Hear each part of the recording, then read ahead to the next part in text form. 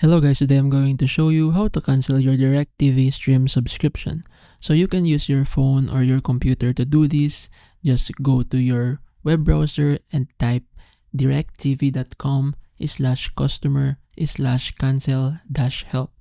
And once you're here, scroll down and look for the sixth tile named just want to cancel. And here there are actually two ways on how to cancel.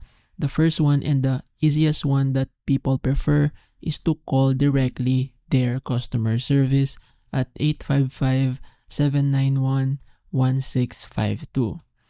If you have no access on telephone calls, you can just click this link here where it says get Directv over the internet, sign in to see if you're eligible to cancel online. Once you click that link, make sure you are signed in here.